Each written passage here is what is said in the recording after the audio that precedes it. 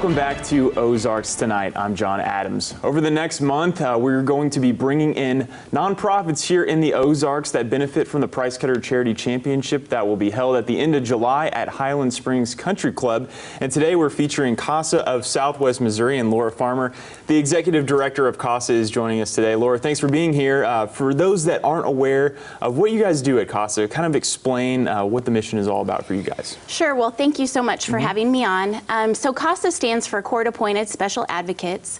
And so what we do is we go out and we recruit community volunteers, we provide them with training, and then we swear them in. And then after they're sworn in by the judge, we assign them to a child in foster care. That CASA will work one-on-one with a child or with a sibling group that's in foster care throughout the entire time that the child is in foster care. They'll visit them twice a month. They will attend important meetings on behalf of the child called family support team meetings, and they will also go to court, write a court report, and testify and make recommendations on behalf of the child's best interest.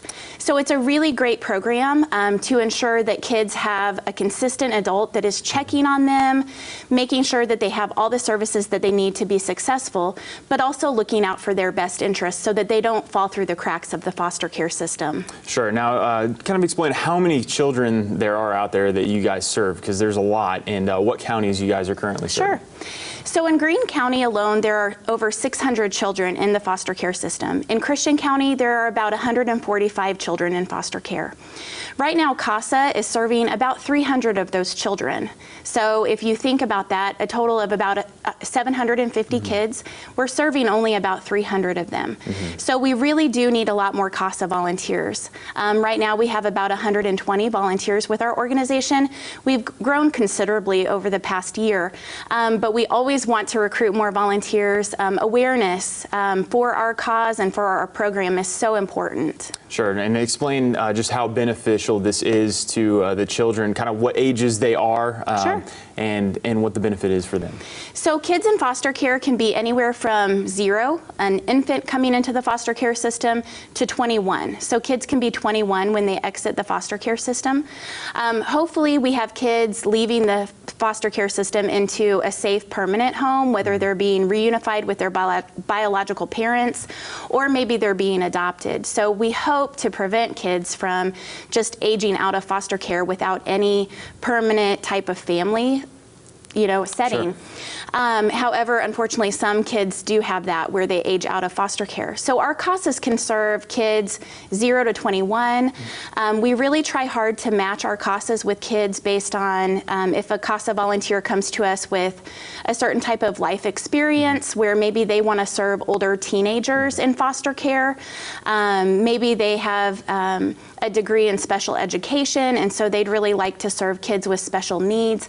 So we really try hard to match our CASAs with our kids to make that successful match so that it's beneficial for both. Sure. Now, since you've been with the organization, how have you seen the impact a CASA can have on a certain kiddo? Any stories that you can let us know of?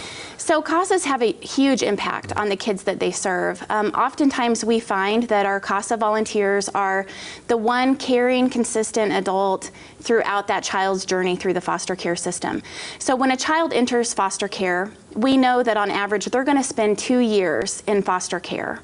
So we do ask for a 2-year commitment from our volunteers. It's very important that when we assign a CASA to a case, that CASA stays on that case the entire time.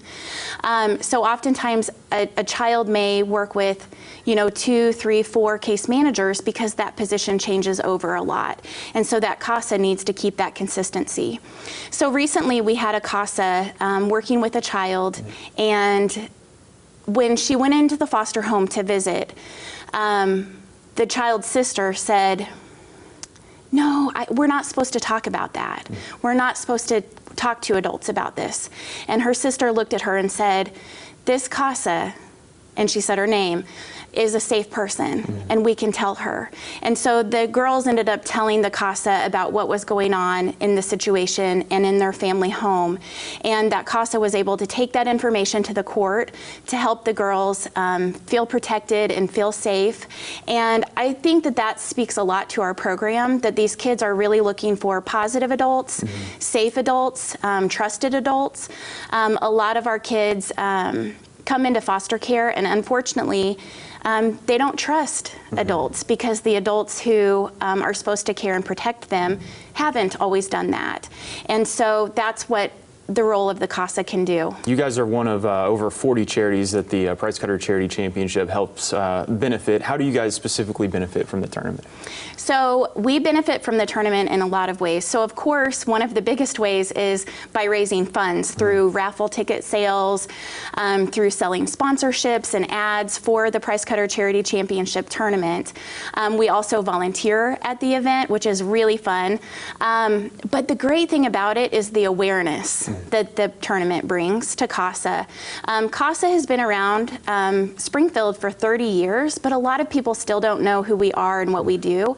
And so last year was our first year being a part of the tournament, and I had phone calls and text messages from people saying that they had seen our information associated with the tournament, they'd seen our logo, they wanted to learn more about volunteering with us and how can they get involved, and so it brings great awareness to organizations like us. Absolutely, and you guys are wanting to expand so you can help out more kiddos here in the area. How can people get a hold of you guys if they want to take part or learn more as well? Yeah, absolutely. They can go to our website, which is casaswmo.org. They can always call us at 864-6202.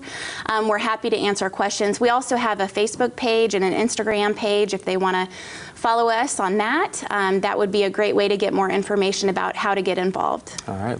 Laura Farmer, the Executive Director of CASA of Southwest Missouri. Laura, thanks for being here today. Thank you so much. We'll be back with more Ozarks Tonight right after this.